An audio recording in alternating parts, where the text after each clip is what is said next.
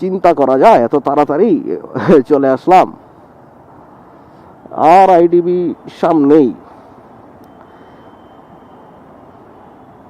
ওই যে 7 জাগ্রত জুলাই দিন,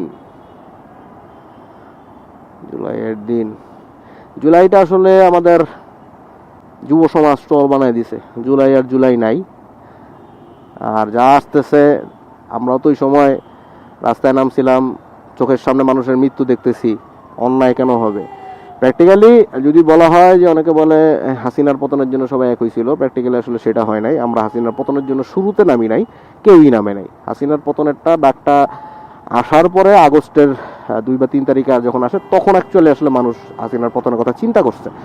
প্র্যাকটিক্যালি আমরা নামছিলাম, বা আমি আমার পার্সপেক্টিভ যদি বলি, আমি আমার দিক থেকে নামছিলাম যে আমার সামনে জুনিয়ররা মরতেছে, ছাত্ররা মরতেছে, আমি এটা মানে স্বাধীন দেশের স্বাধীন নাগরিক হয়ে আমি এটা কিভাবে মেনে নিব, এই অত্যাচার।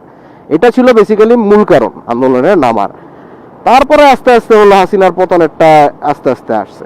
কিন্তু হাসিনার পতনের পরে এরা বাংলাদেশকে একটা সুন্দর রাষ্ট্র বানানো যেত। যে আপনি শ্রীলঙ্কা খেয়াল করেন, শ্রীলঙ্কা কই চলে গেছে অলরেডি। শ্রীলঙ্কার মুদ্রাস্ফীতি আছে, কিন্তু তারা কিন্তু বাংলাদেশে যে ধরনের ক্রাইম রেট বা বাংলাদেশে যে ধরনের সমস্যা আমরা বর্তমানে ফেস করতেছি, এগুলি কিন্তু শ্রীলঙ্কা পড়ে নাই, এটা বাংলাদেশ পড়ছে। তো এটার জন্য দায়ী আমরা এই ছাত্র সমাজ বলেন, বৈষম্য বিরোধী ছাত্র আন্দোলন বলেন, এনসিপি বলেন, ন্যাশনাল চিলড্রেন পার্টি, এরাই আসলে মূল দায়ী। এইসব আপনার গ্রাফিটি টাফিটি একে লাভ নাই। আপনি যতক্ষণ মানুষে আপনি ওইরকম বন্দোবস্ত, নতুন বন্দোবস্ত বলে বলে নতুন বন্দোবস্তের কোনো আশা আপনি দিতে না পারবেন, ততক্ষণ পর্যন্ত আপনার গ্রাফিটি একে লাভ নাই।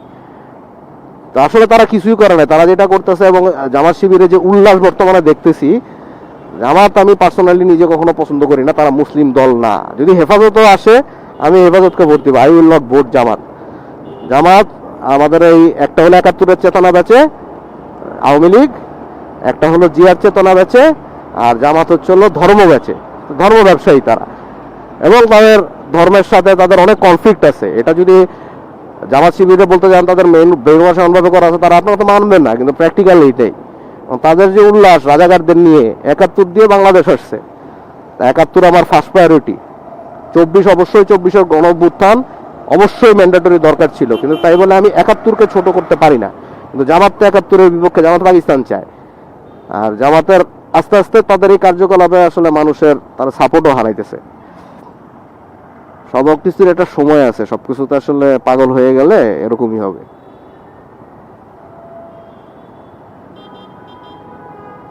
আইডিবি চলে আসছে, ইউসিসির নামাজে না গেলেই হয়, দেখি যে কি হয়।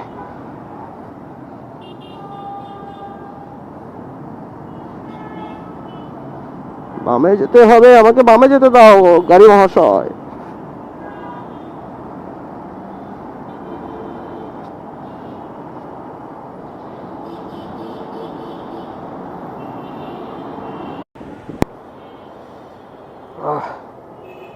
ফোন আসতেছে, শুভ ভাই কল দিতেছে। ইউসিসিতে কাজ শেষ, ইউসিসিতে আইডিবিতে যে আসলে কাজ হয় নাই। আইডিবি থেকে আসা লাগছে তালতলা 237 নম্বর পিলার, সেখানে ওদের সার্ভিস সেন্টার। সেখান থেকে আসলে এখন আবার যাচ্ছি 60 ফিটে হোন্ডার সার্ভিস সেন্টার বাইক ভ্যালির এখানে। ওখানে শুভ ভাই আছে, শুভ ভাই টায়ার চেঞ্জ করতেছে। তো যাই আগে শুভ ভাইয়ের সাথে ওখান থেকে দেখা করে তারপর হচ্ছে হলো আদাবর যাবো।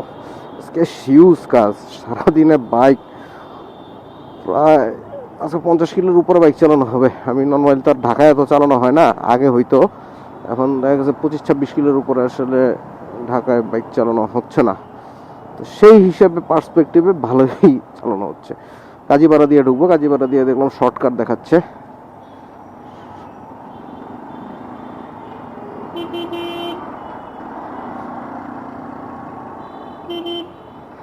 এই রাস্তা থেকে একবারে এক রোড দেখাচ্ছে 60 ফিটে যাওয়াটা।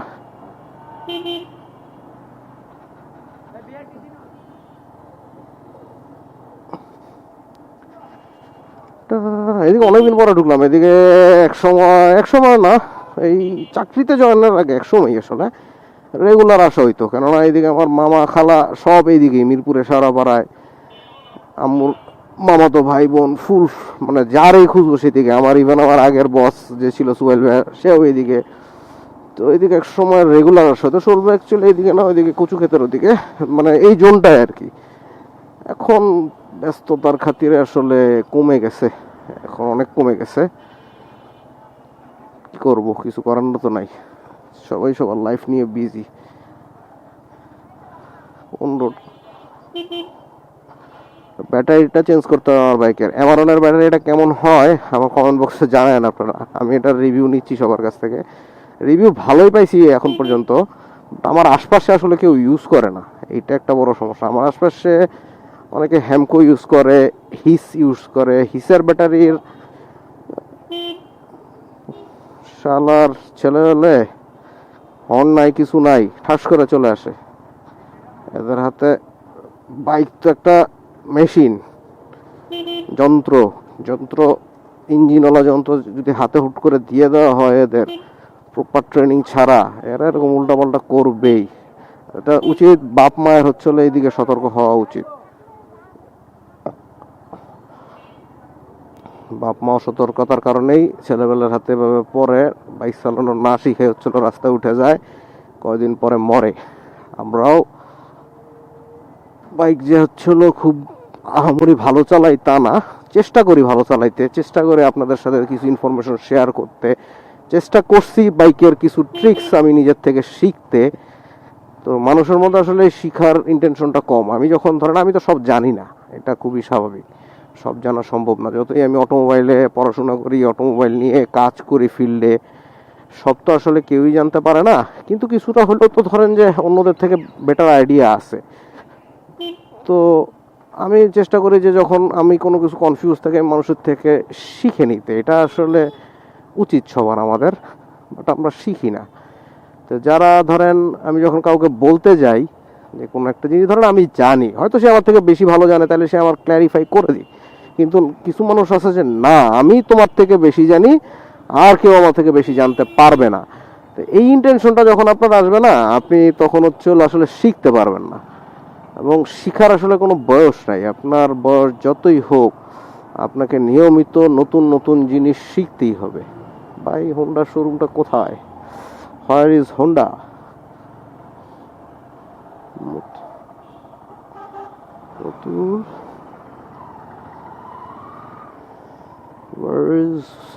দ্যাটস হোন্ডা শোরুম, পেয়ে গেছি। হোন্ডা শোরুমের পাশেই কোথায় জানি শুভ ভাই আছে।